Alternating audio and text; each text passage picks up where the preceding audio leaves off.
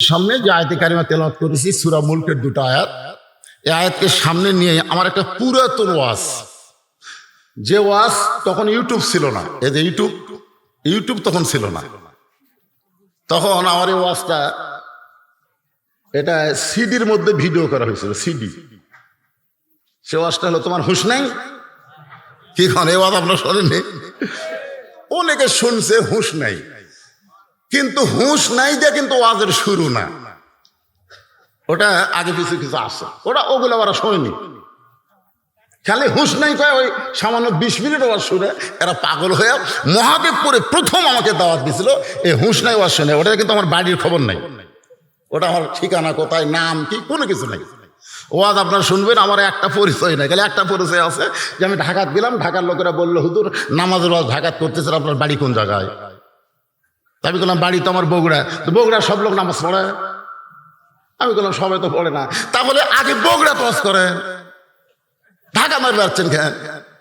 বগুড়া এসে বললাম বগুড়ার লোকেরা তোমরা যদি নামাজি না হও তাহলে তো আমার বাহিরে ওয়াজ চলতেছে না। বগুড়ার লোকেরা বলে হুজুর আপনার বাড়ি কোন থানায়?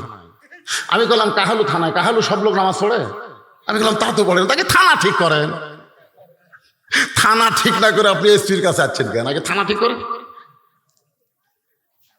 তো কাহালু থানায় ওয়াজ যখন শুরু করলাম, থানার লোকেরা বলে হুজুর নামাজের তো ভালোই ওয়াজ করতেছেন, আপনার বাড়ি কোন গ্রামে? তখন আমি ওয়াজের মধ্যে বলছি আমার বাড়ি কাহালু লোকনাথ পাড়ায়। তো আগে পাড়া ঠিক করেন, পাড়া তারপরে থানা বসেন। তো পাড়া এসে বলতেছি পাড়ার লোকেরা তোমরা যদি নামাজি না হও বাহিরের লোকেরা কিন্তু আমার ওয়াজ শুনবে না। পাড়ার লোকেরা বলে হুজুর আপনার বাড়ির সব লোক নামাজ পড়ে? আমি বললাম তা তো, তাই বাড়ি ঠিক করে। বাড়ি ঠিক না করে পাড়া ঠিক করবে রাইছেন কেন? বাড়ির সবাইকে ডেকে বলতেছে ভাইজান, বাপজান, মাজান, আপনারা যদি সবাই নামাজি না হন আমার ওয়াজ কিন্তু চলবি না। বাপ আমার ধারে তুই তো মাঝে মধ্যে ফজর করিস না, এই ওয়াজ তো ভালোই মারতেছিস। এই হুঁশনাই ওয়াজের মধ্যে এইভাবে আমার ঠিকানা বর্ণনা করছে। আর সেটা শুনে ওই মহাদেবপুরের শিবগঞ্জে তখন উপজেলা ভাইস চেয়ারম্যান ছিল হাসিনা নামে একজন মহিলা, তিনি আমার বাড়িতে গেছিলেন এই হুঁশনাই ওয়াজের ঠেলায়। বাড়ির যায় প্রথম আমাকে মহাদেবপুরে ঢুকাই। প্রথম আমি সূরা মুলকের এই দুটো আয়াত দিয়ে সেই ওয়াজটাই আজকে আপনাদের সামনে উপস্থাপন করব। আর গতকালের ওয়াতাওয়াসাউ বিল হক ওয়াতাওয়াসাউ বিস সবর হাসানপুরের এই ফিনিশিংটা আজকে ইনশাআল্লাহ দিয়ে যাব। আপনারা কি শুনতে রাজি আছেন? হ্যাঁ, একটু মন ক্লিয়ার করে বসা লাগবে, ওটা বসা চলবে না। এখনো কিন্তু ওয়াজ শুরু হয়নি। যাদের পেশাব ঘন ঘন হয় তারা সাইডে যান। হ্যাঁ, সাইডে যান, আপনি সাইড থেকে খালি মারবেন আর বসবেন। কারণ ওই ওয়াজ, যে ওয়াজ দিয়ে বদরুল রশিদ ভাইরাল হলো সেই ওয়াজ আজকে একটু আপনাদের মনোযোগ শোনা লাগবে। হুঁশ নাই কিন্তু ওয়াজের সাবজেক্ট নাই, কিন্তু আপনারা মোবাইলে রিংটোন বানাচ্ছেন হুঁশ নাই, ওটা কিন্তু ওয়াজ হলো কেন? সে হুঁশ নাই ওয়াজের গায়ে থেকে মুক্ত পাওয়ার জন্য আজকে সে ওয়াজটা আমি আপনাদের শোনাইতেছি। ওয়াজের বক্তার নাম হলো হজরতে উমর ফারুক। যেরকম বক্তার নাম কি? উমর ফারুক। আর যারা ওয়াজ শুনতেছে তারা অধিকাংশই নবীর সাহাবী। জায়গাটা হলো মসজিদে নববী। এখানে তিনটা জিনিস আপনারা খেয়াল করেন। 1 নম্বর বক্তা, 2 নম্বর শ্রোতা, 3 নম্বর জায়গা। আপনারা বলেন তো বক্তা হিসেবে হযরত ওমর কেমন? খালি ভালো করলে হবে? গোল্ডেন A+, ঠিক না? শ্রোতা হিসাবে সাহাবীরা কেমন? খালি ভালো। যাদের শানে আল্লাহ কোরআনে বলেছে রাদিয়াল্লাহু আনহুম ওয়া রাদু আন যালিকা লিমান খাশিয়া রাব্বাহ, আমার নবীর সাহাবী যারা বিনা হিসাবে জান্নাতি তারা। জোরে কান সুবহানাল্লাহ। আর জায়গা হিসাবে মসজিদ নববী কেমন জায়গা? যেখানে 1 রাকাত নামাজ পড়লে কত রাকাত সওয়াব? 50,000 রাকাত নামাজের সওয়াব। তাহলে আমরা তিনটাই ভালো পাইলাম, বক্তা ভালো, শ্রোতা ভালো, জায়গা ভালো। এখন হযরত ওমর যে ওয়াজ করবে সে ওয়াজটা কেমন? সেই ভালো ওয়াজটা আমি করার নিয়ত করছি। আমার ওয়াজ না, ওয়াজ হচ্ছে হযরত ওমরের। আজকে রিলে হবে এখানে। আমার কাছে ছাড়বেন নাকি?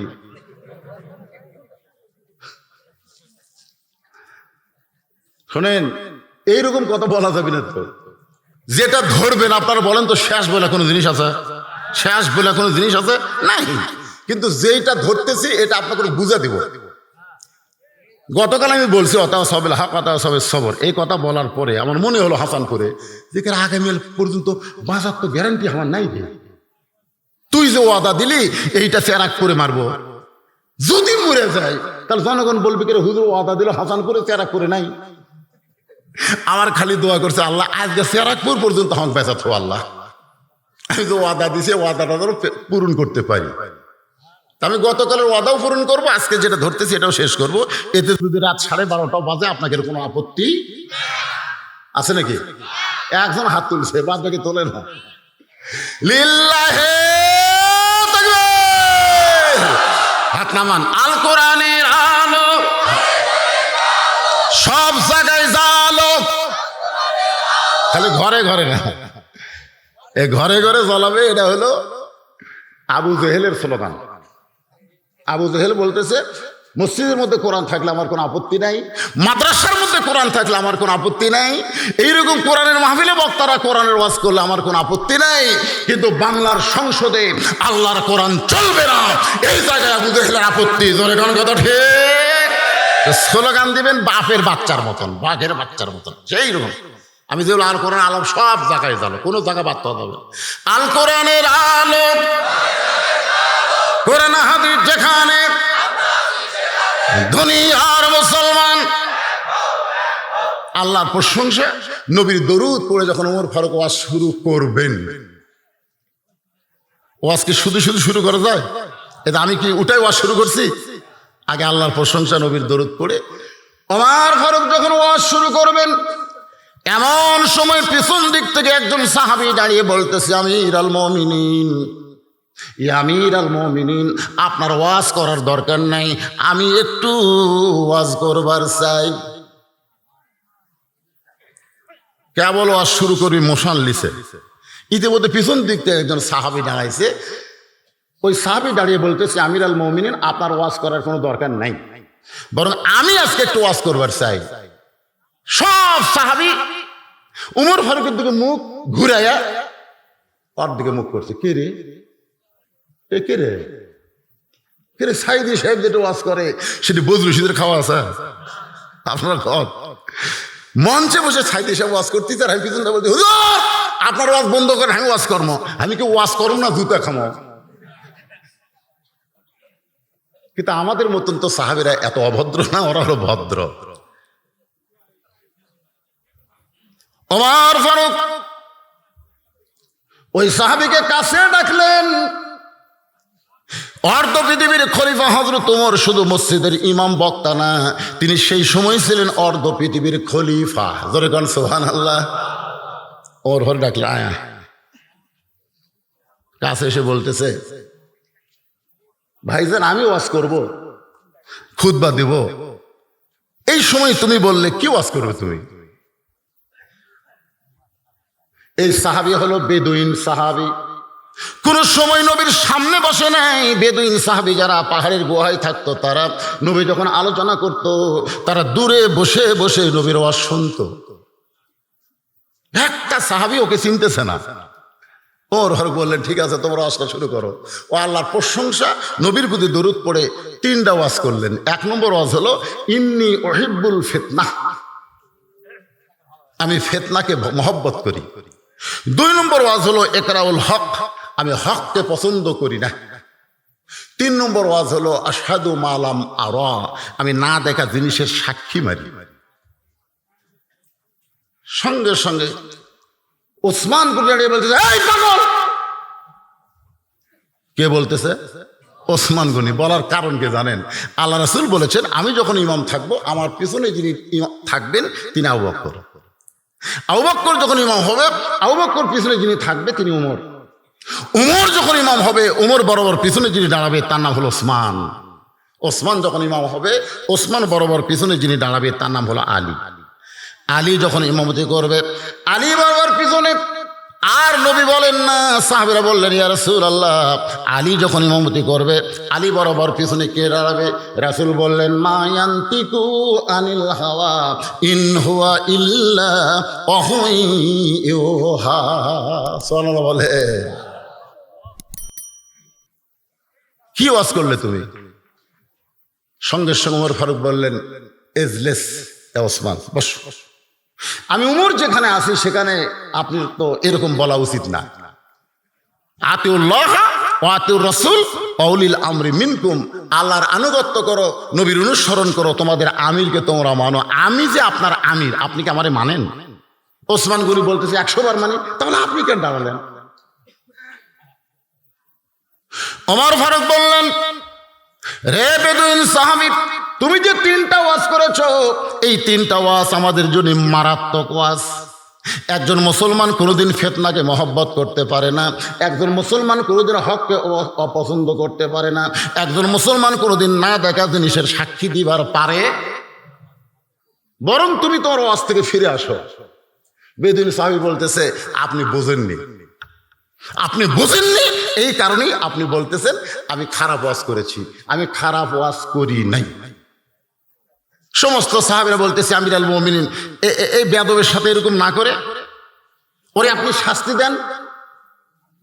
ওমর ফারুক সাহাবীদের জনরস থেকে ওকে বাঁচানোর জন্যে জেলখানার মধ্যে বন্দি করলেন। আর মনে মনে সিদ্ধান্ত নিলেন যে 3-4 দিন জেলখানায় থাকার পরে ওই বেটা তওবা করে আবার ভালো কাজে ফিরে আসবে। এই ওয়াজ মুসলমানের জন্য চলবে না। যেমন মমতাজ বেগম ওয়াজ করেছে, আগে করো রে মন আখেরের কাজ, ধ্যান যোগে হয় দিলের নামাজ, ও তোমার পাঞ্জে গানা নামাজ পড়া লাগবি না। এরকম কিছু লোক আছে না নাই? আগে করে এমন আখেরের কাজ, ধ্যান যোগে হয় দিলের নামাজ, ও তোমার পাঞ্জে গানা নামাজ পড়া লাগবে না। ওরে শরীয়তের মাওলানা, চোখ 2টা করলা কানা, কোরআন হলো 90 পারা, তোমরা খুঁজা পাইলা না। নাউজুবিল্লাহ হয় না কি? আচ্ছা, মমতাজের গান আপনারা মানবেন? মমতাজের জেল হয় নাই।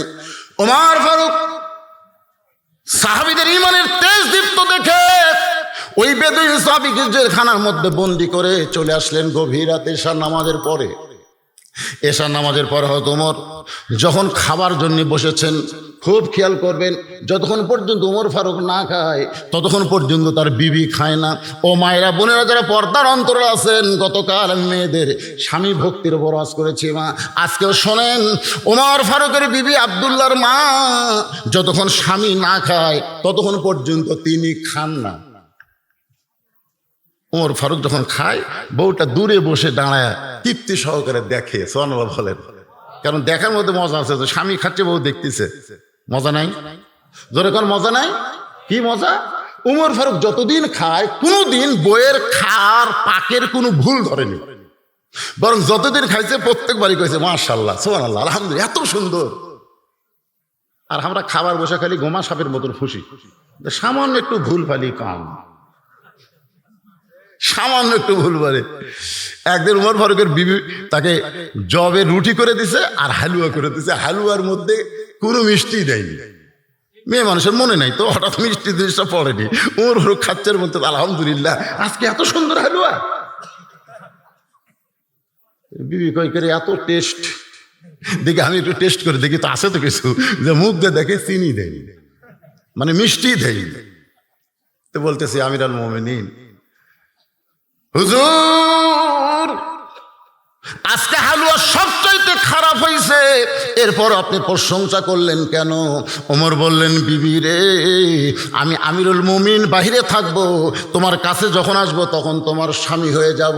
আল্লাহ বলেছেন, হুন্না লিবাসুল লাকুম ওয়া আনতুম লিবাসুল লাহুন্না। ধরে গেল সুবহানাল্লাহ। দূরে বসে একটু তার বিবি দেখতেছে। ওমর ফারুক যখন বিসমিল্লাহ বলে, যখন খাবার নিয়ে বসে গেছে, খাবার বসার সময় একটা দোয়া পড়া লাগবে, আল্লাহুম্মা বারিক লানা, পড়েন, আল্লাহুম্মা বারিক লানা ফিমা রাযাকতানা ওয়া কিনা আযাবান নার। যখন খাওয়ায় হাত দিবেন, বিসমিল্লাহ বলে শুরু করা লাগবে। বিসমিল্লাহ বলে খাদ্য শুরু করতে হবে। খাবার ডান সাইড থেকে খাইতে হবে।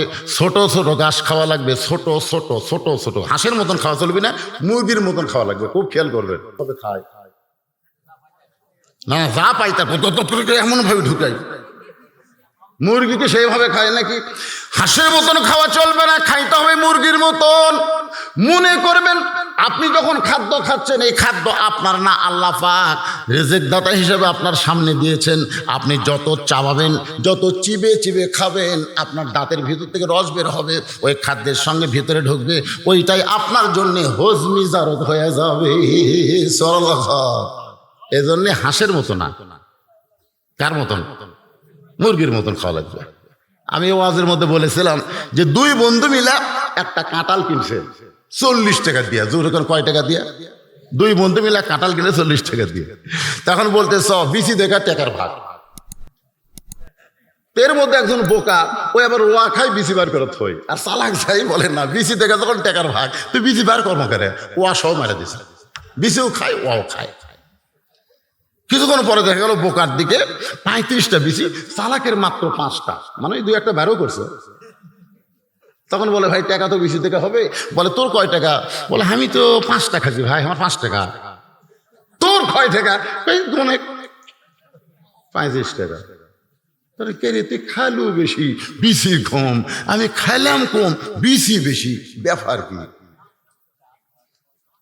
তো যাই হোক, ওই 35 টাকায় 5 টাকা দিয়ে বাড়ি যাচ্ছে, আর বলতেছে বেশি খেলাম কম দিলাম, বেশি খেলাম কম দিলাম।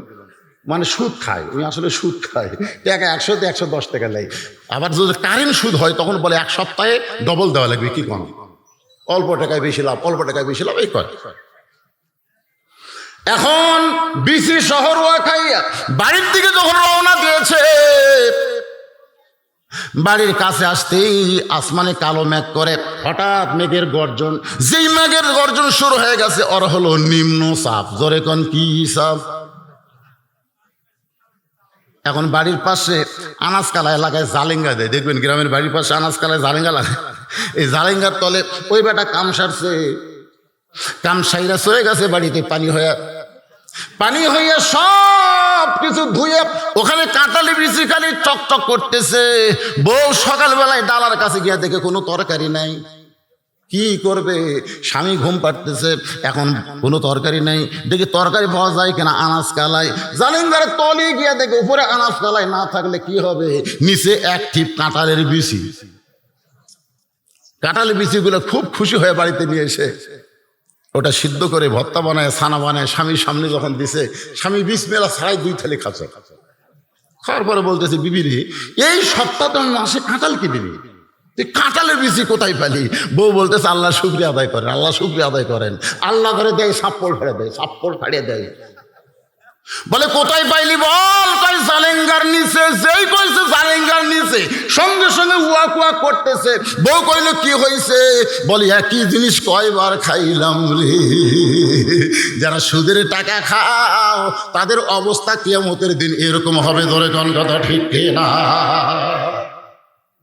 ওমর ফারুক বিসমিল্লাহ দোয়া দরুদ পড়ে যখন হালুয়া রুটি ছেড়ে হালুয়া মুখে দিবার চায়, এমন সময় ওমর ফারুকের বিবেক বলতেছে, ওমর তুমি ক্ষুধা লাগছে খাইতেছো, কিন্তু যেই সাহাবীকে কারাগারে বন্দি করে রাখছো তার সামনে কি খাবার দিছো? ওমর তুমি ক্ষুধা লাইতেছো, দোয়া দরুদ পড়ে খাইতেছো, কিন্তু যেই সাহাবীকে কারাগারের মধ্যে বন্দি করে রাখছো তাকে কি খাবার দিছো? সঙ্গে সঙ্গে ওমর ফারুকের হাত থেকে রুটি পড়ে গেলেন। হালুয়ার যে বাটি ছিল, বাটিতে হালুয়া ফেলে দিলেন। ওই খাবারটুকু তিনি টোপলা বেঁধে রওনা দিলেন। দূর থেকে বিবি দেখতেছে স্বামী খাবার বসে, সেই খাওয়াটা না খেয়ে কোথায় যায়? স্বামীর পিছনে নজরদারি করার কোনো দরকার? ইন্নাল্লাহা ইয়ামুরুকুম আন তুআদ্দুল আমানাতি ইলা আহলিহা ওয়া ইযা হাকামতুম বাইনান নাস আন তাহকুমু বিল আদল। জোরে কোন সুবহানাল্লাহ। গভীর রাত্রে হযরত ওমর ওই বেদুইন সাহাবীকে কারাগারে বন্দি করে রাখছে 3টা খারাপ ওয়াজ করার কারণে। তার সামনে খাবার নিয়ে হাজির। বেদুইন সাহাবী বলতেছে, আমার কথাগুলো এত খারাপ, আর এমন নেতা আল্লাহ আমাকে বানাই দিল যে নিজের খাওয়া না খাইয়া কারাগারের কয়েদির কাছে খাবার পৌঁছাইয়া দিচ্ছে। জোরে কর না সুবহানাল্লাহ। কেমন নেতা পাইছি, নিজে না খাইয়া কয়েদির সাথে কাছে খাবার পৌঁছায় দিচ্ছে। ওমর ফারুক কয়েদির সামনে খাবার দিয়ে বাড়িতে এসে যখন বিছানায় ঘুমাবার চায়, বউ বলতে, স্বামী গো আমি দূর থেকে দেখেছি আজকে কিন্তু আপনি খান নাই, ওই খাবার টোপলা বেঁধে কোথায় যেন নিয়ে গেলেন। ওমর ফারুক বলেন, বিবি, একটা বেদুইন সাহাবী তিনটা খারাপ ওয়াজ করার কারণে সমস্ত সাহাবী যখন তাকে মারমুখো, আমি তাকে জনগণের আক্রোশ থেকে বাঁচানোর জন্য জেলখানায় বন্দি করে রাখছি। আমার মনে হয় কিছুদিনের মধ্যে তার পাগলামি বন্ধ হবে, সে হয়তো তওবা করে ফেরত আসবে, এই আশায়। বউ বলতে, স্বামী গো, আপনি না খাইলে আমি কোনোদিন খাই না, আমার খাবারটা আছে, আমরা দুইজন মিলে খাবার চাই। উমর ফারুক বললেন, অল্প খাওয়া কি দুইজন হবে? বউ বলে, কম খাবো, পানি বেশি খাবো। জোরে কারণ সুবহানাল্লাহ। আমার খাদ্য কম আছে, পানি কি কম নাকি? তো স্বামী স্ত্রী দুইজন বসে যখন দোয়াদের পরে খাবার চাই, এমন সময় উমর ফারুকের বিবেক বলতেছে, ওমর, বউকে নিয়ে তো ভালোই খাবা, কিন্তু যাকে কারাগারে বন্দি করছো তার বাড়ির খবর নিছ? সে যদি বাড়ির কর্তা হয়, অভিভাবক হয়, আর অভিভাবক যদি কারাগারে বন্দি থাকে, তার অধীনে যারা আছে তাদের খবর না নিয়ে তুমি কেমনে খাও? ওয়াইদা হাকামতুম বাইনান নাস আন তাহকুমু বিল আদল। জোরে কান সুবহানাল্লাহ। মানুষের মধ্যে যাকে হাকিম বানানো হয়, যাকে বিচারক বানানো হয়, যাকে নেতা বানানো হয়, তার ভিতরে আদল ইনসাফ থাকার দরকার আছে না নাই? ওমর ফারুক বলতেছে, বিবি তুমি খাও, আমার খাওয়া হবে না। বলে, আবার কি হলো? বলে, আবার যাকে কারাগারে বন্দি করছি তার বাড়ির লোকেরা খাইছে কি না খাইছে এই খোঁজ না নিয়ে আমি কেমনে খাই, তুমি খাও। বউ বলতেছে, দরকার নাই, আমিও খাই না, আপনিও খান না, এই সব খাবার আপনাকে দিয়ে দিলাম, আপনি নিয়ে যান এই বেদুইন সাহাবীর বাড়িতে, এই খাবার পৌঁছায় দেন। দুনিয়ার সবাই যখন ঘুমিয়ে গেছে, গভীর রাত্রে হযরত ওমর নিজে না খাইয়া, তার বিবি না খাইয়া খাবার টোপলাটা বেদুইন সাহাবী ওই পাহাড়ি এলাকায় গিয়ে দেখে একটা ছোট্ট বাচ্চা বাবা বাবা বলে কাঁদতেছে। ওমর ফারুক চমকে উঠলো, যে ছেলেটা বাবা বল কাঁদতেছে এটা কেমন ছেলে? কাছে গিয়ে বলতেছে, বাজান তুমি কে? বলে, আমি একজন সন্তান। বাবা বাবা বলে কেন কাঁদতেছ? বলে, সকালবেলায় আমার বাবা হয়তো ওমর ফারুকের ওয়াজ শুনতে গেছে, কিন্তু ওয়াজ শুনবার যাইয়া এখনো পর্যন্ত বাবা ফিরে আসে নাই। ওমর ফারুক বুঝতে পারলেন এটা হলো ওই বেদুইন সাহাবীর সন্তান। তখন বলে, বাবা আমি তোমার জন্য খাবার আনছি, এই খাবার তুমি খাও, তোমার বাড়িতে যারা আছে তাদেরকে দাও। ছেলেরা বলতেছে, আপনি কে গো? আপনি জানেন আমার বাবা ছাড়া আমি কোনোদিন খাই না। ওমর ফারুক বলতেছে, ঠিক আছে, আমি তোমার বাবা হবার চাই। তুমি আমার বাবা হবার চাইলে তো বাবা হওয়ার পারবা না, কারণ কুরকিত বাবা আর নকল বাবা এর মধ্যে ভেজাল আছে না নাই? যেরকম আছে না নাই? আজকে আমাদের বাংলাদেশে বাবার মধ্যে ভেজাল আছে না নাই? আমার দয়াল বাবার দরবারেতে কেউ ফিরে না খালি হাতে, এটা কি আসল বাপ না ভেজাল বাপ? বইয়ের বাপ কেউ নাকি, আব্বা আসসালামু আলাইকুম, আব্বা কেমন আছেন, আব্বা আম্মা কেমন আছে? শ্বশুর এলাকার সমস্ত লোক বলছে আমার জামাইয়ের মতন ভদ্র ছেলে নেই, কিন্তু ছেলের বাপ কয় আমার বেটার মতন শয়তান কেউ নেই, শয়তান কেউ নেই। বাপ কয় শয়তান, শ্বশুর কয় ভদ্র। আপনার বলেন তো কারণ কি? কথা কন, যুবকেরা কথা বলেন না কেন? বাপ কয় শয়তান, শ্বশুর কয় ভদ্র। কারণ হলো শ্বশুরের সামনে সালাম দেয়, শ্বশুরকে সম্মান করে, কিন্তু বাপের সামনে কুত্তার মতন ঘনসুস করে যায়, একদিনও বাপকে সালাম দেয় না। এরকম পাঁটা আছে না নাই? যেরকম আছে না নাই? ঘরের মধ্যে ঢুকে বউকে ঘরের মধ্যে নিয়ে, শাশুড়ি ঘরের মধ্যে বউয়ের সামনে বলতেছে, আম্মা আম্মা আমি সেরাকুর বাজারে যাব, আপনি কি খাবেন? বউ বলতেছে, আমার মা ডাবো খায়, গ্লুকোজ খায়, দুটাই নিয়ে আসে। ডাবো খায়, গ্লুকোজও খায়। তখন স্বামী বলতেছে, আম্মার জন্য দুটাই আনবে। এই বলে পকেটের টাকা নিয়ে ব্যাগ নিয়ে বের হয়েছে, দরজার দেখে মা খাড়া হয়ে আছে। মা বলতেছে, বেটারে কয়েকদিন হলো তোকে দেখিনি মা, বাবা তোর মুখটা একটু দেখি তো। ছেলে যখন মার মুখের দিকে তাকায়, মা তাকায় দেখে ছেলে সহ্য করবার পারতেছে না, মাকে দেখে ভুরুর মধ্যে গিরো কাটছে। মা বলতেছে, বাজান মাটির দিকে তাকাই কেন যাস? বাপ মার মুখের দিকে তাকাইলে বদুশিত ওয়াজ করেছে, আল্লাহ হজের সওয়াব দেয়। মাটির দিকে কেন তাকাস বাবা? আমার দিকে তাকারে। গত সপ্তাহে 10 টাকার পান কিনে দিচ্ছিলি, পান নাই বাবা, আজকে আমার জন্য একটু 10 টাকার পান আনিস। ছেলে চিল্লাই, এই জন্যই তো তাকাই না, খালি খাই খাই, খালি খাই খাই। আপনার বলেন মায়ের জন্য 10 টাকার পান কিনতে খাই খাই, আর শাশুড়ির জন্য ডাব কিনবে, গ্লুকোজ কিনবে, ওই বেটা না পাটা? এ কথা কন না কেন, জোরে কন, এরকম আছে না নাই? ওই ছোট্ট ছেলেটা বলতেছে, আপনি কে গো আমার বাবা হবার চান? আপনি কে গো আমার বাবা হবার চান? আমার বাবার মতন বাবা দুনিয়ার কেউ হবার পারবে? যখন কেউ হবার পারবে? ওমর ফারুক বলতেছে, তাহলে তুমি তোর বাবা ছাড়া খাবা না? বলে, বাবা ছাড়া আমি কোনোদিন খাই নাই, না খাইয়া মরে যাব, কিন্তু আমার বাবা ছাড়া আমি কোনোদিন খাবো না।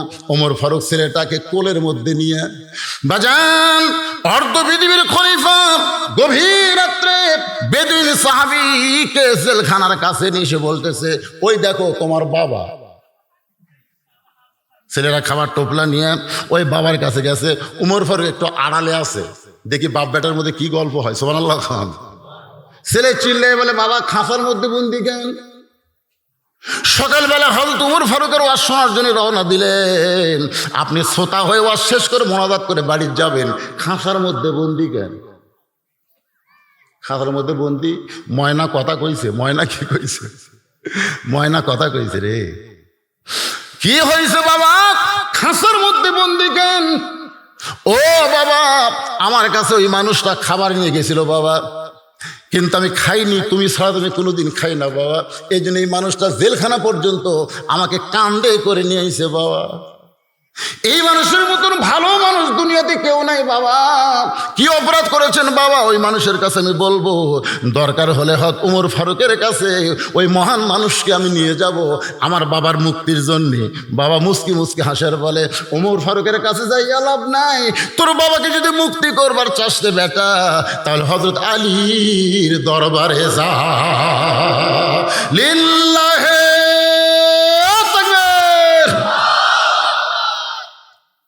বাবা বেদুইন সাহাবী বলতেছে, তোর বাবাকে যদি মুক্তি করবার চাস উমর ফারুকের কাছে যা, লাভ নাই। মুক্তি যদি করবার চাস তাহলে হয়তো আলীর কাছে যা। ছেলে বলতেছে, আব্বা আপনার অপরাধ কি? বলে, আমার অপরাধ হলো তিনটা কথা, তিনটা ওয়াজই হলো আমার অপরাধ। এক নম্বর ওয়াজ হলো ইন্নী উহিব্বুল ফিতনা, আমি ফিতনাকে মহব্বত করি। ছোট্ট বাচ্চা বলতেছে, ওরা তো আরবের লোক, ওরা আবার আরবি বোঝে। সুবহানাল্লাহ না কেন? আমাদের বাংলাদেশের মানুষেরা তো আরবি বোঝে না, খালি বাংলা বোঝে। তাও যদি আপনি চিটাগাঙ্গের ভাষায় বাংলায় কোন, এরা বুঝবি না। আমি কক্সবাজার গেছিলাম, কি কয়, আমি যা কই সব বোঝে, কিন্তু ওরা যা কয় আমি বুঝি না। তো আমাদের বাংলাদেশের কেউ কিন্তু আরবি সহজে বোঝে না আলেম ছাড়া। বেশিরভাগ সময় কিন্তু জালিমদের সাথে আমাদের কাজ করা লাগে। আমি যেখানে বাংলায় গাল দিবার পারি না, সেখানে আরবিতে গাল দিই, ওরা না বুঝে মুসকি মুসকি হাসে। এটা মদিনায় হয়েছে আমার, যখন রাসূলের মায়ের কবর জিয়ারত করতেছে। আল্লাহ রাসূলের মায়ের কবর জিয়ারত করা মদিনায় দিবে না। বাবার কবর যদি আপনি জিয়ারত করেন, আপনি দেখে পারবেন, কিন্তু হাত তুলে পারবেন না। ওই জায়গাতে একটা সমস্যা হলো কি, আপনি দোয়া দোয়া পরে হাত তুলবেন, ওটা তুলবে দিবে না। তা আমাদের একটা অভ্যাস আছে, আছে না নাই? রাসূলের মায়ের কবরের পাশে যায় দোয়া দরুদ পড়ে যখন হাত তুলছি, ইতিমধ্যে পুলিশ এলাকা ঘুরতেছে, এসে বলতে, মামনু কুল হারাম ইয়া হাজি, মামনু কুল হারাম। ওই বুঝাচ্ছে রাসূলের মায়ের জন্য দোয়া করা জায়েজ নাই। আমি তখন বাংলাতে যত গাল আসছিল বুঝলেন, সব গাল দিলাম। আমার সাথে একজন হাজি করছে, হুজুর কিছু করবি? আমি বুঝবি না কেন, হাসতেছে। আমি আরবিতে গেলাই, ওরা গেলে হাসে। আর আমাদের বাংলাদেশে আরবিতে গেলাই এই নেতারা খালি হাসে। ধরে কোন কথা ঠিক কিনা ভাইজান? ছোট্ট মানুষ বুঝবার পারছে। দুই নম্বর হলো ইকরাহুল হক, আমি হককে পছন্দ করি না। তিন নম্বরে সাধু মালাম আরা, আমি না দেখা জিনিসের সাক্ষী মারি। ছেলে বলতেছে, বাবা এইরকম কথা কইছে, আপনাকে তো বন্দি রাখছে, আরো কিছু করার দরকার ছিল। বাপ বলতে, ছেলে রে তুই কি উমরের পক্ষে? কোনোদিন মানুষ বলতে পারে যে আমি ফিতনাকে মহব্বত করি? রাসূল বলেছে, আল ফিতনা তো আসাদ্দু মিনাল কতল, ফিতনা হলো কতলের চাইতে মারাত্মক খারাপ। নাউযুবিল্লাহ। কোন আল ফিতনা তো আসাদ্দু মিনাল জিনা, ফিতনা হলো জিনা ব্যভিচারের চাইতে মারাত্মক। আজকে সমাজের মধ্যে নবী নূরের তৈরি না মাটির তৈরি, এই ফিতনা যারা লাগাচ্ছে মনে করতেছেন এরা ভালো আছে। ফিতনা, আর সেই ফিতনাকে বলতেছে আমি মহব্বত করি। আপনি বলতেছেন একরা হলো হক, আল্লাহ কোরআনে বলেছেন ওয়াতাওয়াসাউ বিল হক, হকের দাওয়াত দাও। আর আপনি বলেছেন আমি হককে পছন্দ করি না। যে আল্লাহ হকের দাওয়াত দিবের কইছে, আপনি সে আল্লাহর হককে পছন্দ করেন না। আর না দেখা জিনিসের সাক্ষী দিলে মুনাফিক হবি। আপনি দেখেননি সাক্ষী কেমন দিবেন? ওমর ফারুক বাপ বলতেছে, এই জন্যই তো তোরে কইছি, উমরও বুঝবি না, তুইও বুঝবি না। একটা বোঝার মানুষ আছে, আলী তার কাছে যা। ছোট্ট বাচ্চা যখন হয়তো আলীর কাছে রওনা দিয়েছে, এমন সময় ওমর ফারুক দূর থেকে দৌড়ে এসে ওই বাচ্চাকে আবার কোলে নিয়ে বলে, বাবা তুমি কি হক আলীর বাড়ি চিনবা? আমি তোমাকে হক আলীর বাড়ি পর্যন্ত নিয়ে যাওয়ার চাই।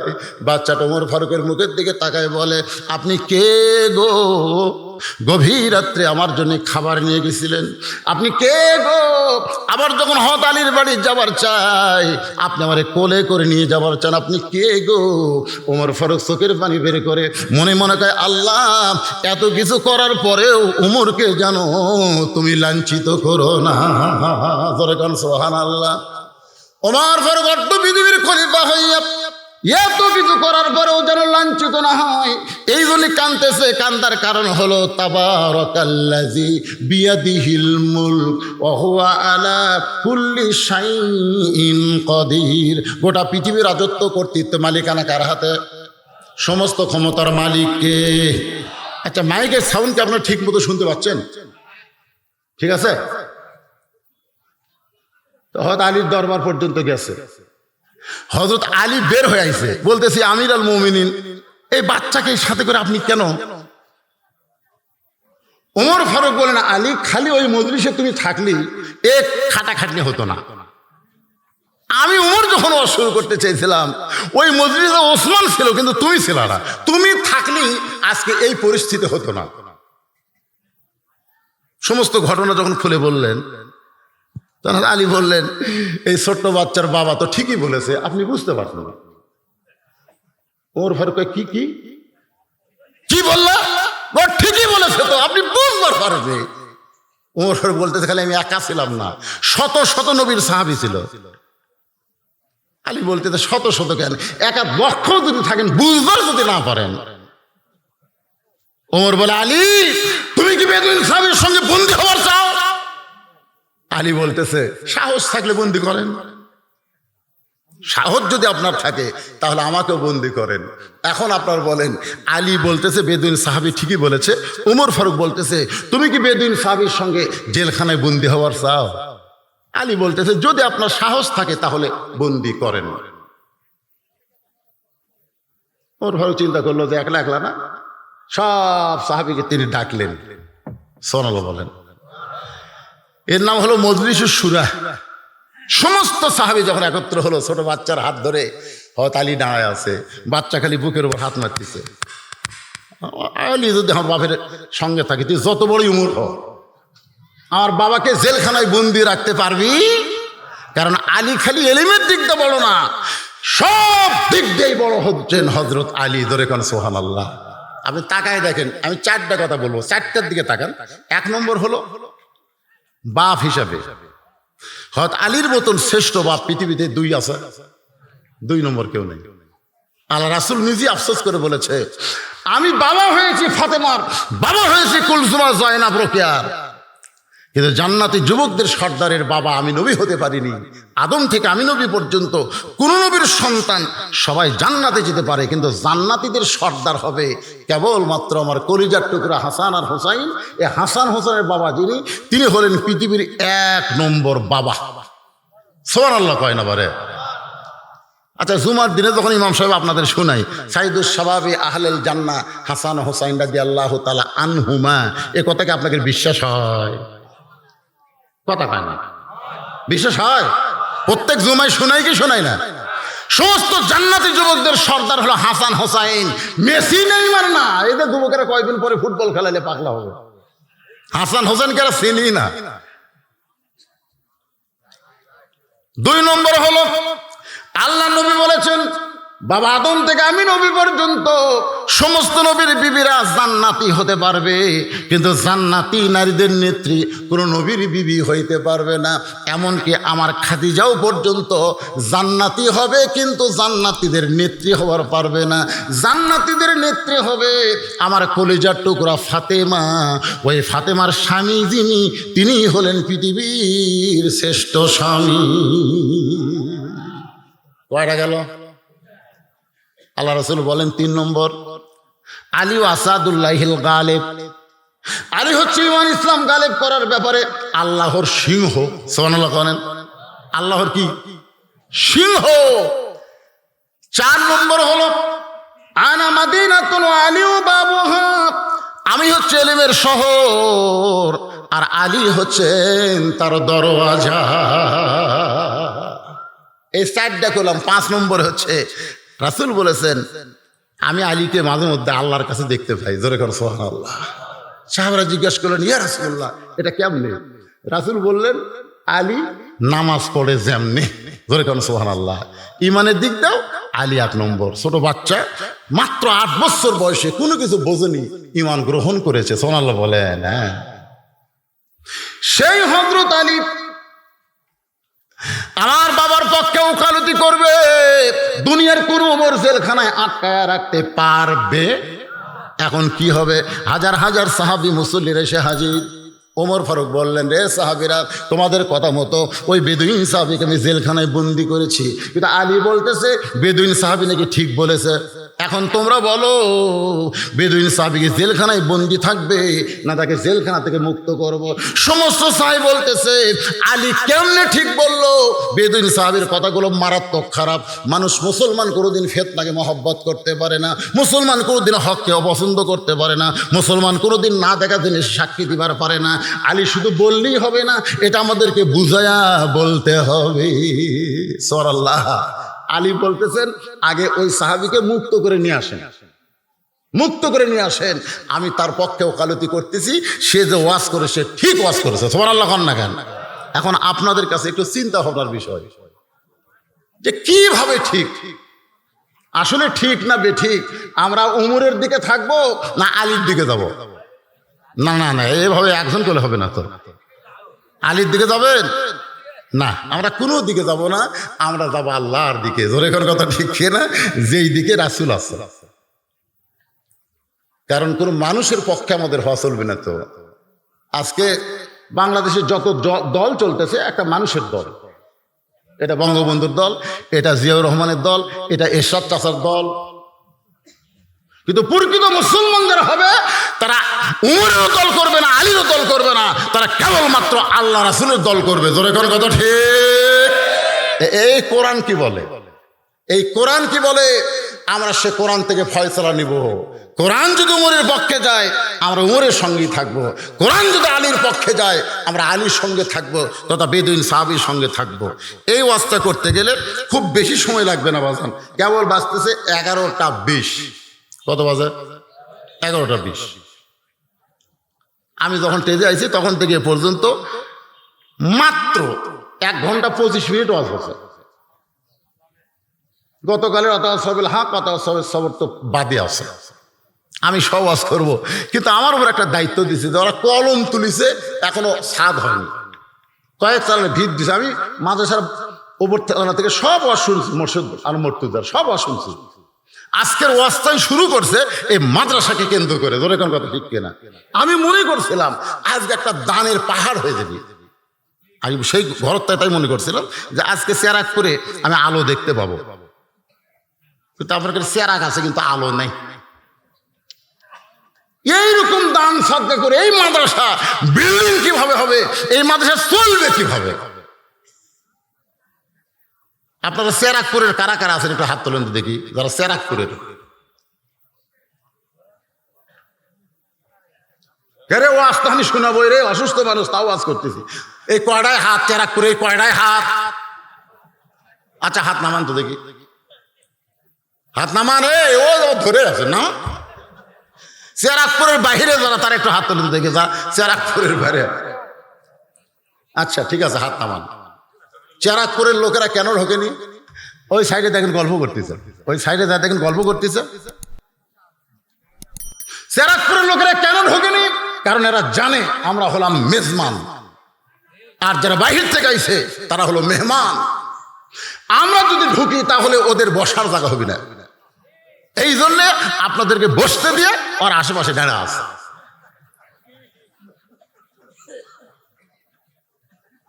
তো যারা মেহমানদের সম্মান দিল, আপনাদের বসতে দিল, আপনার মেহমানেরা সেই গ্রামের মাদ্রাসাকে একটু ইজ্জত করবেন না ভাই? এই একটু ইজ্জত করার দরকার আছে না নাই? এই কোরআনের মাদ্রাসায় আমি তো মনে করছিলাম যে এমপির বাড়ি এই গ্রামের একেবারে কাছাকাছি, তাই ঠিক না? আপনাকে এমপির বাড়ি কত দূর এখান থেকে? তো উনি 10 কিলো 20 কিলো দূরে মাহফিলে হাজির হয়, অথচ দেখেন 1 কিলো ফাঁকে মাহফিল আসে না। এমপি আসলে আমি অন্তত বলতে পারতাম, এমপি না আসে কোনো জায়গাতে এমপির প্রতিনিধি আসে। কে কইলে ঢাকা?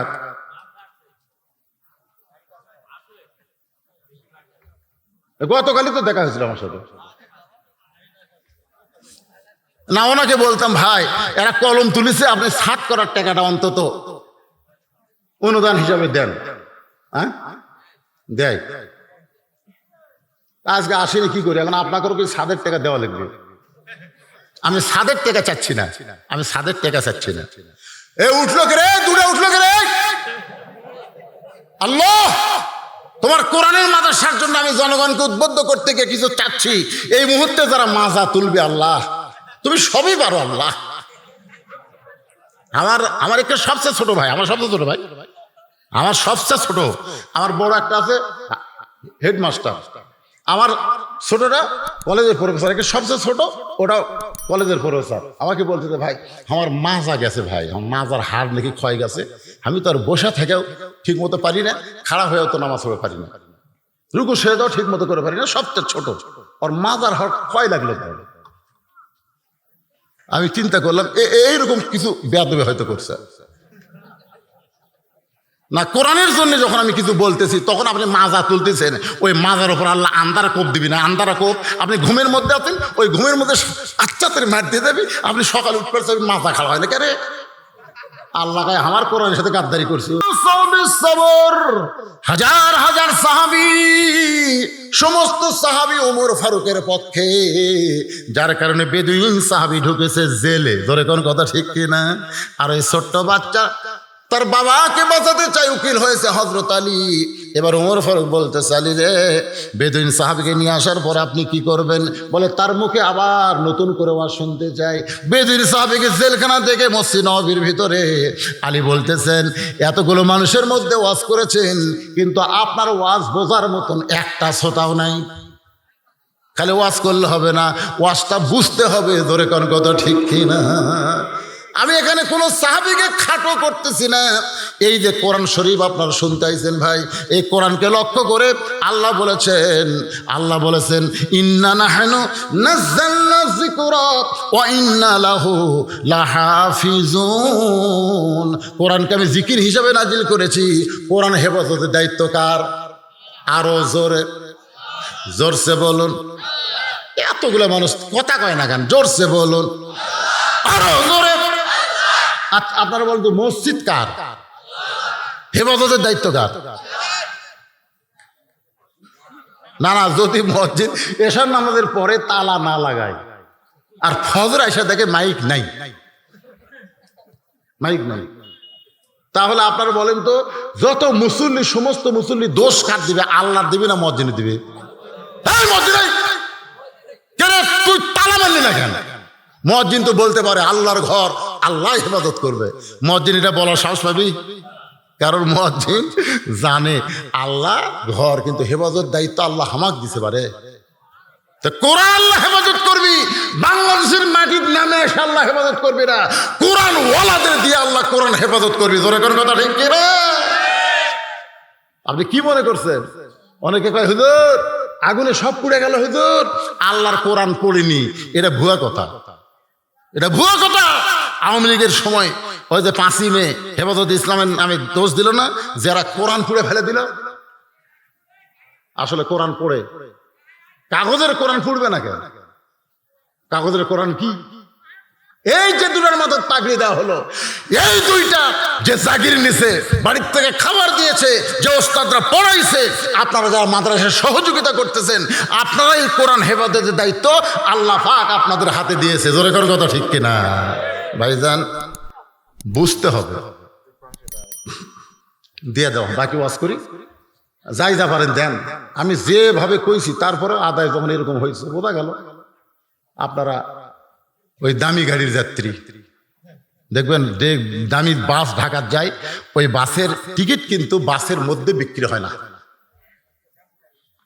হ্যাঁ, সব টিকিট কাউন্টার বিক্রি হয়, কাউন্টারে। ভালো দামি গাড়ি, যে দামি গাড়ির যাত্রীও বুঝলেন ওই বাসের মধ্যে পকেটে হাত দিবি না, পকেট বাইরে দেখে পাই মানে আগেই কান সারেন। তা আপনারা হয়তো দামি মানুষ, কাউন্টারে কান সারছেন, কাউন্টারে।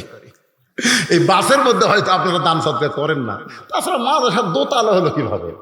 যদি দানই না করেন, মাদ্রাসার দোতলা হবে? কথা কন না, দোতলা হয়? অবশ্যই দোতলা হয়ে গেছে, মাদ্রাসা চলতেছে, আপনারা দান করেন, এটা বলে আপনাকে আমি ছোট করব না। কিন্তু আজকে এখানে নগদ খুব একটা হলো না, আলহামদুলিল্লাহ। যা হয়েছে এখন আলহামদুলিল্লাহ। আপনারা ধান কাটার পরে ধান দিবেন ইনশাল্লাহ, সবাই দিবেন। মাদ্রাসার ছাদ যখন দেওয়া হবে ইনশাল্লাহ আপনারা ছাদের সঙ্গে অংশগ্রহণ করবেন। আল্লাহ মাদ্রাসা আপনাদের মাধ্যমে টিকায় রাখুক, সকলে বলে আল্লাহুম্মা আমিন। আল্লাহ নিজে আসা টিকাবে না, আপনাদের টিকান লাগবে। এখন আসেন, বেদুইন সাহাবীকে আবার হযরত ওমর ফারুক মেম্বরে বসা, হযরত আলী মেম্বরের সাইডে বসা, ওসমান গনি মেম্বরের সামনে বসা। সুবহানাল্লাহ খান। ওমর ফারুক মেম্বরে বসেছেন, ওসমান গনি সামনে বসেছেন, আর হযরত আলী সাইডে বসেছেন। বেদুইন সাহাবী দাঁড়িয়ে বলতেছে, ইন্নী উহিব্বুল ফিতনা, আমি ফিতনাকে মহব্বত করি।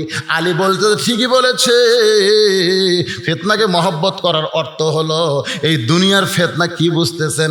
আল্লাহ কোরআনে বলেছেন, ইন্নামা আমওয়ালুকুম ওয়া আওলাদুকুম ফিতনা, নিশ্চয়ই তোমাদের সম্পদ আর তোমাদের সন্তান হলো ফিতনা। আপনারা বলেন তো, সম্পদ আর সন্তান ফিতনা হওয়ার পরে আমরা মহব্বত করি কি করি না? যখন করি কি করি না? আলী বলতেছেন, ইন্নী উহিব্বুল ফিতনা দিয়ে এই বেদুইন সাহাবী বুঝাইছে, আমার যতটুকু সম্পদ আছে আর আমার একটা সন্তান আছে, আমি সম্পদ আর সন্তানকে মহব্বত করি।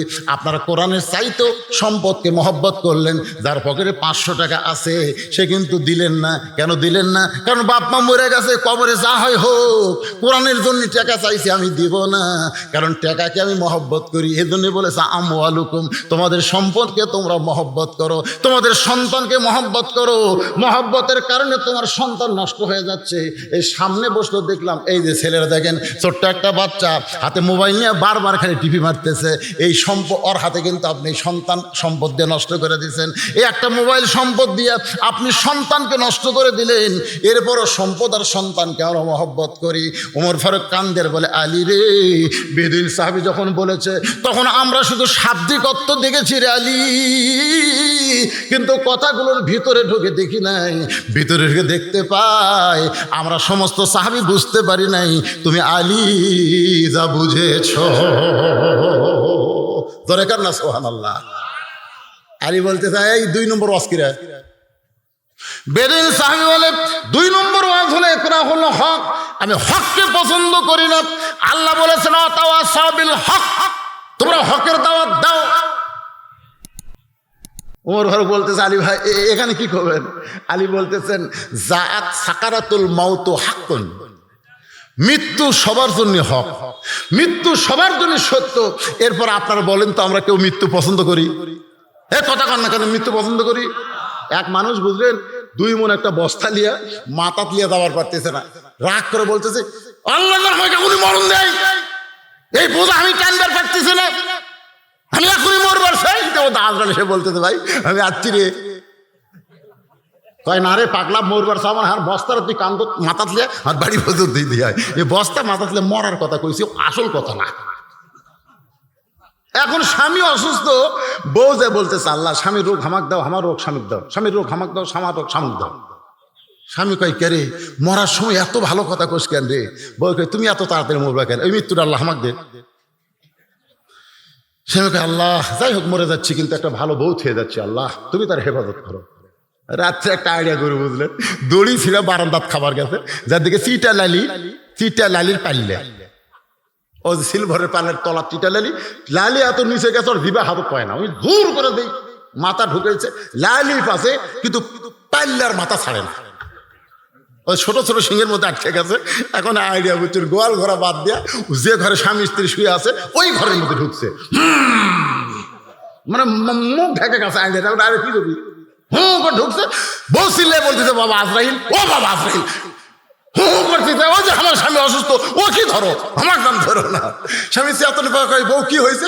আজরাইল ঢুকছে, আমি তোমাকে দেখা দিলাম। স্বামী কয়, তুমি না কইলে আমার তোমার মৃত্যু আল্লাহ আমাকে দেখ, আমার হায়াত আল্লাহ তোমাকে দেখ। বউ কয়, এটা বলা যায় কিন্তু মানা যায় না। সবাই জানে মৃত্যু তার সামনে আছে, জোরে করে আছে না নাই, জোরে করে আছে না নাই। তারপরেও মৃত্যু জানার পরেও, হক জানার পরেও মৃত্যুরে কেউ পছন্দ করে না। জাত সাকারাতুল মাউত হক। আলী বলতেছেন এই লোকটা বলেছে আমি হককে পছন্দ করি না, মানে আমি মৃত্যুকে পছন্দ করি না।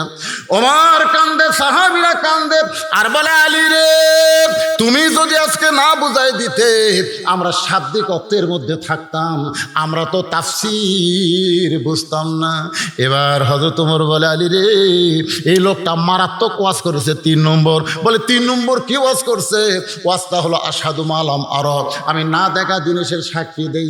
আলী মুস্কি মুস্কি হাসে আর বলি আমির আল মুমিনিন, এই লোকটা শুধু একলা না, আপনিও আমি সবাই না দেখে সাক্ষী দেই, না দেখে সাক্ষী দেই। সমস্ত সাহাবীরা বলে আলী আপনার এই কথা আমরা মানতে পারলাম না, না দেখে সাক্ষী কেমনে দেব? আলী বলতেছে আমরা আল্লাহ কোনোদিন দেখিনি। তারপর আঙ্গুল তুলে বলতেছি আশহাদু আল্লাহ ইলাহা ইল্লাল্লাহু ওয়াহদাহু লা শারীকা লা। যদি না দেখে আল্লাহরে সাক্ষী দেওয়া যায়, এই কথাটাই বেদুইন সাহাবী তার ওয়াজের মধ্যে বুঝাবার চাইছে। ওর ফারুক দৌড়ে গিয়া বেদুইন সাহাবী বুকের মধ্যে নিয়ে বাবা ছেলের হাত ধরে বলতেছে বাবা তোমার বাপরে তুমি নিয়ে যাও। বলে আপনি যে ভালো মানুষ এটা আমি বুঝতে পেরেছি, ধরে কারণ সুবহানাল্লাহ। আজকে আলোচনার ভিতর দিয়ে এই কথাগুলো আমি আপনাদের বুঝাবার চাইলাম।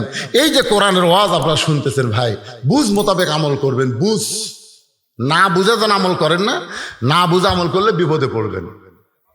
আমার কথা কি বুঝলেন? কি বুঝলেন আপনারা?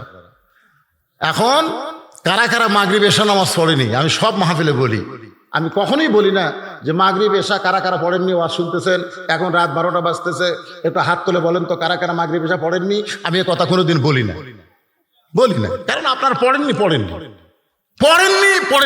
কিন্তু এখন পর্যন্ত বেঁচে আছেন। তো বেঁচে আছেন না নাই? কারণ নামাজ না পড়ার কারণে যদি একটা করে চড় মারতো কেউ, গায়েবী চড়, একক তো পড়েনি, এক চড় এত জোরে আল্লাহ ফেরেশতা পাঠাচ্ছে যারা বেনামাজে বেড়ে ঘুরতেছে, কানের নিচে মারবো চড়, মানে কানত মারলে তো ঠাসা হয়ে যাবে নিচে। আচ্ছা আন্দারা চড় যদি শুরু হয়, মসজিদের বেড়ে তারা নামাজের সময় আছে খালি চড়, আপনার কোন তো মুসলিম ডাকা লাগবে, ডাকা লাগবে। আমিও বলতেছি না যে আপনারা কারা কারা মাগরিব এসা পড়েননি, হাত তোলেন, এটা বলতেছি না। কিন্তু আজকের ওয়াজ শোনার পরে জাত সাকারাতুল মাউত হক, আমাদের সকলের সামনে মৃত্যু সত্য, এটা জানার পরেও কারা কারা খবর পড়বেন না, তারা একটু হাত তোলেন তো দেখি। কি এটা কি উঠলো? এই যে মুরব্বী কি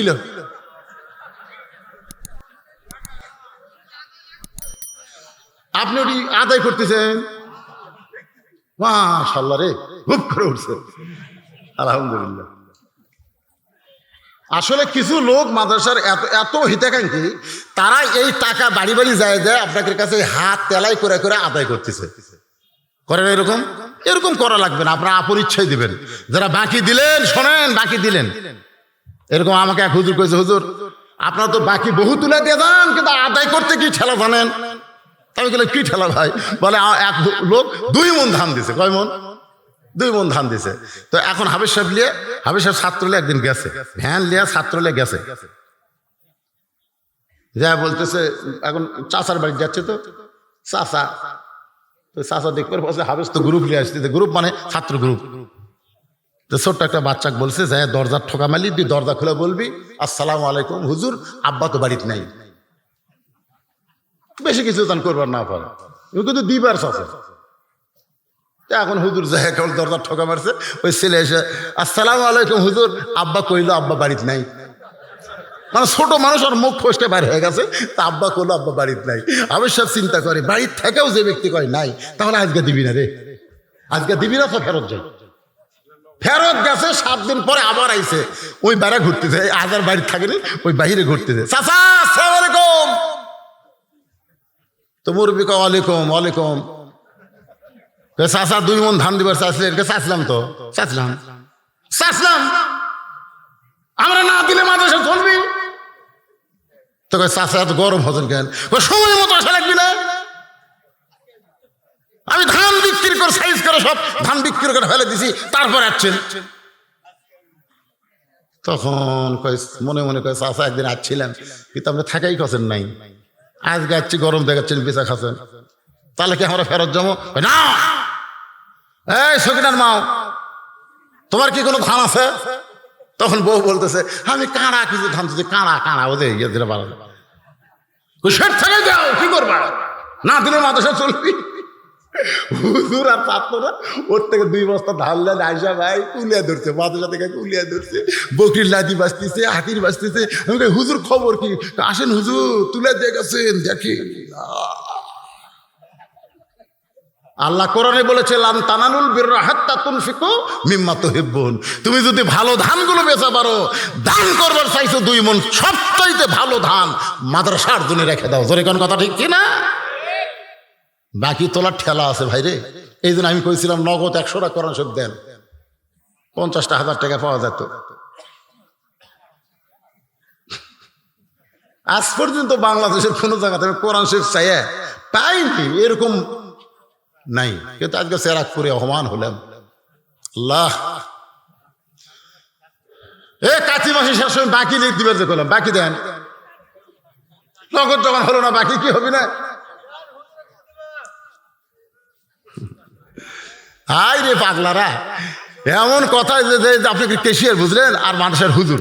কালকে গেছিলাম হাসানপুর, ওয়াজ করবো, ওখানে যে বলছে, হুজুরের বাড়িতে না গেলে আমাদের ভুল ভাঙতো না।